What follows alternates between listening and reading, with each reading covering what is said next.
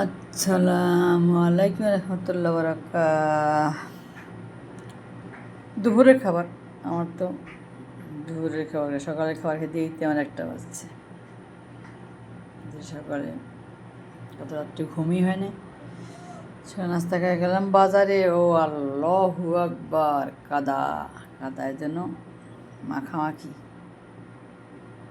তো গেছে রিক্সার হয়ে যায়, কিন্তু এসে আর দেখি আসার পরে আদান দিয়েছে। সো আর কোনো রান্না ঝামেলা করলাম না, যদি মুরগি আনছে এই 2-1 পিস রান্না হয়েছে। এই যেটা বলতেছিলাম কলিজা, মুরগি কলিজা বলতেছে যে মুরগি কলিজা খাওয়া না, কারণ মুরগি দিয়ে যে হেভি মেটাল খায় ওটা তে কলিজা কি মুরগির কলিজা প্লাস কি বললো চামড়া নাকি,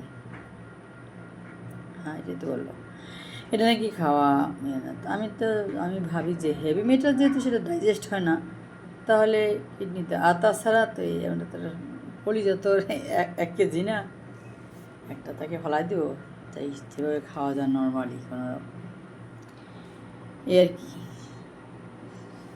হেভি মেটাল যদি ডাইজেস্ট না হয় সেটা ততটা এফেক্ট করে না। হ্যাঁ, তবু যেহেতু হার্টগুলা একটু সেন্সিটিভ, যার জন্য আমরা ওগুলা যতটা ভাবেই নর্মালি খাওয়া যায়। বা সবচেয়ে বড় কথা হচ্ছে যে এগুলো ফালা দেওয়া যাবে না। আমরা আল্লাহর হুকুম মতো হালাল জিনিস ভেবে আমরা আল্লাহর তাওয়াক্কুল করে খাবো ইনশাল্লাহ, তার জন্য তো ফেলে দেওয়া যাবে না।